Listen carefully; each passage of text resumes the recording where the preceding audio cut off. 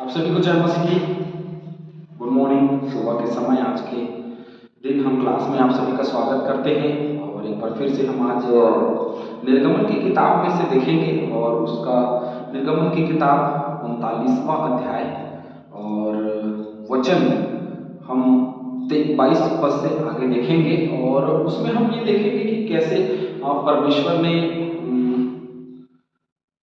इस्राएलियों के उन हर एक मेहनतों में जो उन्होंने किया मंदिर के लिए, उसमें एक अंतिम छाप ये थी कि वो याजकों या महायाजकों के लिए वस्त्र बनाए और अन्य याजकी वस्त्रों के विषय में आज हम देखेंगे और देखेंगे कि कैसे उसको बनाया गया। अन्य वस्त्र जो थे, पहले हमने देखा एपोद कैसे बनाया गया, फिर हमने सीनापद या चपरास देखा, फिर उसके बाद में हम देख रहे हैं कि यह अन्य याजकी वस्त्र, उसके ऊपर में आज हम चर्चा करेंगे। चैनल को लाइक करें, सब्सक्राइब करें, शेयर करें। उससे पहले एक बात मैं कहना चाहता हूं जो मैंने पिछले क्लासों में कहा कि ये एक ऐसा वस्त्र जो यही का है और यही मिट जाएगा, है ना, ये साथ नहीं जा सकता। तो याजक और यहाँ महायाजक जो है इस वस्त्र को पाने के बाद में ऐसा समझने लगे कि इनको सब चीज का अधिकार दे दिया गया और ये लोग स्वर्ग और पृथ्वी के अधिकारी बन चुके हैं और ये लोग जो है वो अब कुछ भी कर सकते हैं, किसी से कोई मतलब नहीं है और यही लोग राजा हैं या यही लोग परमेश्वर के तुल्य हैं, परमेश्वर के चुनी हुई प्रजा है। और इसलिए धीरे धीरे इन्होंने अपने स्वरूप को बिगाड़ना आरंभ किया और धीरे धीरे याजक, महायाजक लोग और सदूकी और फरीसी लोग, ये लोग धीरे धीरे जो याजकी समाज थी उनकी प्रारूप बिगड़ती चली गई। और उसके बाद एक ऐसा वस्त्र मसीह यीशु के द्वारा हमको मिला जो अनंत काल के लिए है। चलिए हम अन्य वस्त्रों के विषय में आज हम चर्चा करेंगे, देखेंगे। फिर एपोद का बागा संपूर्ण नीले रंग का बनाया गया।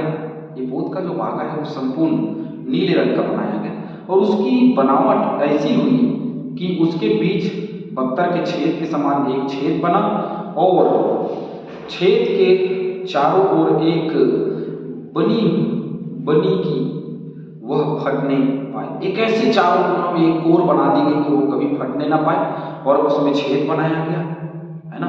एपोद का बागा का मतलब यह है एक लंगोट के समान रहता था जो लपेटा जाता था, तो ठीक वैसे ही इसको बनाया गया। उन्होंने उसके बीच वाले घेरे में नीले, बैजली और लाल रंग के कपड़े के अनार बनाए। अनार मतलब लटकन जैसे डिजाइन होता है वैसे उन्होंने बनाया। उन्होंने 24 सोने की घंटियां भी बनाकर बागे के नीचे वाले घेरे के चारों ओर अनारों के बीचों बीच लगाई। देखिए अनार जो बनाए उसके बीचों बीच घंटियां बनाई। और ये घंटियां क्यों बनाई पता है? सोचिए क्यों बनाई होंगी घंटियां। ये घंटियां इसलिए बनाई गई ताकि कभी भी याजक या महायाजक पवित्र स्थान में दाखिल हो तो वो चलता फिरता रहे, उससे आवाजें आती रहे। परमेश्वर ने जो बनाया सोच समझ के बनाया, क्योंकि याजक और महायाजक के अलावा वहां कोई जा नहीं सकता ना, तो घंटियां बनाई ताकि वो घंटियां बजती रहे, है ना, और लोग पता चले कि हाँ घंटियां बज रही है, मतलब अंदर याजक या महायाजक है वो जिंदा है, अपने कार्य को कर रहा है। और घंटियों की आवाज बंद, इसका मतलब ये है कि याजक कहीं ना कहीं कुछ तो पाप किया और अंदर जाकर के मर गया। तो इस प्रकार से बातें भी देखी जा सकती हैं और अनारों के बीचों बीच इसको लगाई गई। अर्थात बागे के नीचे वाले घेरे के चारों ओर एक सोने की घंटी और एक अनार। बागे के नीचे वाले घेरे के चारों ओर ऐसे क्रम वाइज लगाया गया, एक घंटी एक अनार, एक घंटी एक अनार, एक घंटी एक अनार, ऐसे लगाया गया।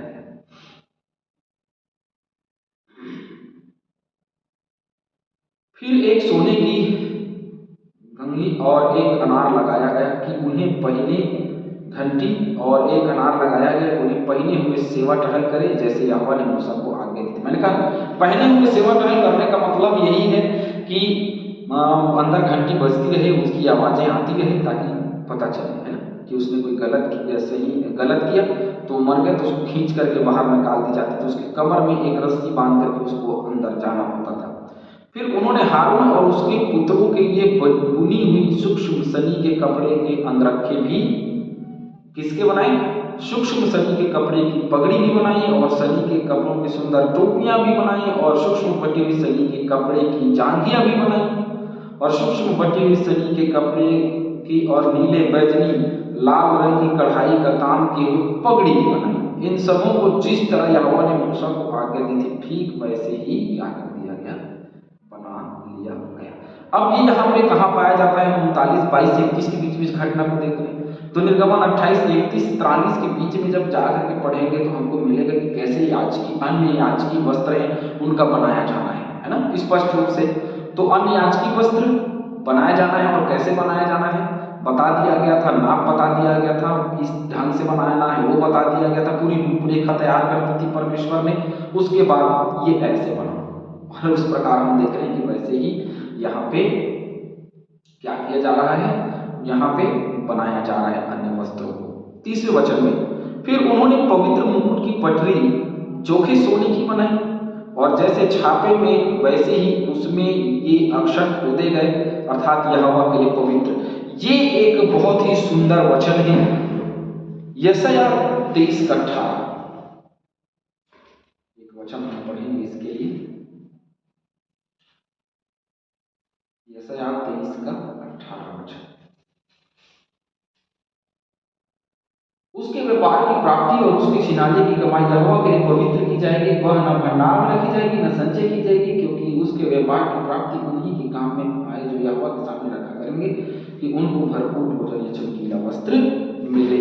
तो ये जो वस्त्र है वो चमकीला और बड़ा ही चकमक और सुंदर और दूर से अलग दिखने वाला वस्त्र बनाया गया और इसमें लिखा गया यहोवा के लिए पवित्र। मतलब ये जो याजक या महायाजक है स्पष्ट रूप से यहोवा के लिए पवित्र किया हुआ है और अलग किया हुआ है, इस प्रकार से उसने बनाया। और उन्होंने उसमें नीला फीता लगाया जिससे वह ऊपर पगड़ी पर रहे, जिस तरह यहोवा ने मूसा को आज्ञा दी थी ठीक वैसे ही नीला फीता भी उसने लगाया ताकि पगड़ी के ऊपर वाले हिस्से में उसको लगाया जाए। और जैसे मूसा को आज्ञा दी थी ठीक वैसे ही उन्होंने अन्य वस्त्रों को भी तैयार करवाया, बनवाया और रचा।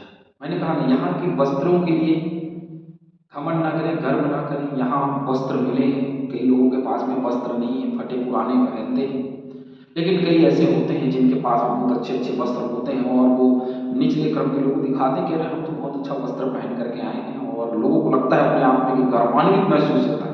यहाँ के वस्त्र के लिए गौरवान्वित महसूस मत करिए, वहाँ जो वस्त्र हमको मिलना है उसके लिए आप ध्यान करिए, उसी की ओर देखिए कि वहाँ जो वस्त्र मिलेगा क्या हम उसके लायक हैं, और यदि नहीं है तो उसके लायक बने। परमेश्वर इस वचन के द्वारा, आज की क्लास के द्वारा आप सभी को होता है आशीष।